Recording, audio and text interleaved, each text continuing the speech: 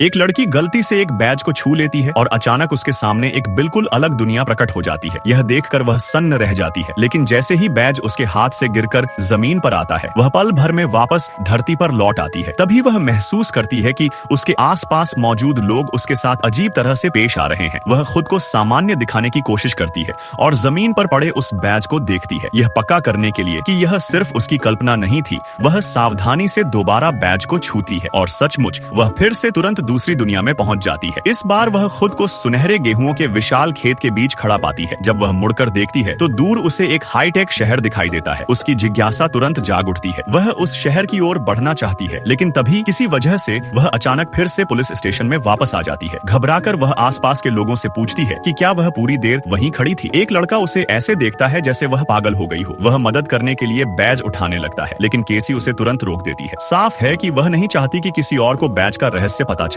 डर के मारे कि कहीं यह बात खुल ना जाए, वह जल्दी से बैज को च्युइंग गम के रैपर में लपेट देती है। जैसे ही वह खड़ी होती है, उसे एहसास होता है कि उसका पिता काफी देर से दरवाजे पर उसका इंतजार कर रहा है। जमानत पर उसे घर ले जाते समय केसी की नजर लगातार बैज पर ही टिकी रहती है। उसका पिता पूरे रास्ते उसे डांटता रहता है, लेकिन केसी चाहती है कि वह भी बैज की ताकत को महसूस करे। वह अपने पिता से बैज छूने को कहती है, लेकिन कुछ भी नहीं होता। अब उसके पिता को पूरा यकीन हो जाता है कि वह उसके साथ मजाक कर रही है। केसी सोचती है कि शायद बैज ने काम करना बंद कर दिया है, लेकिन जैसे ही वह खुद उसे छूती है, बस करो, केसी को इस तरह बर्ताव करते देख उसका पिता तुरंत बैज छीन लेता है और उसे रख देता है। उस रात जब उसके पिता सो जाते हैं, केसी चुपके से उनके बिस्तर के पास रखी दराज खोलती है और उसमें ढूंढने लगती है। उसे खुद भी यकीन नहीं होता कि बैज वहाँ होगा या नहीं, और तभी अगले ही पल सुनहरे गेहूं का खेत फिर से उसके सामने आ जाता है। खुशी से भरकर केसी हाईटेक शहर की ओर बढ़ने लगती है, लेकिन अचानक वह किसी अदृश्य दीवार से टकरा जाती है। कई बार उसे छूने के बाद उसे समझ आता है कि वह असल में उसके पिता के बेडरूम की दीवार है। वह दीवार के सहारे हाथ फेरते हुए आगे बढ़ती रहती है और आखिरकार दरवाजे तक पहुंच जाती है। फिर वह पूरे भरोसे के साथ शहर की ओर चल पड़ती है, लेकिन तभी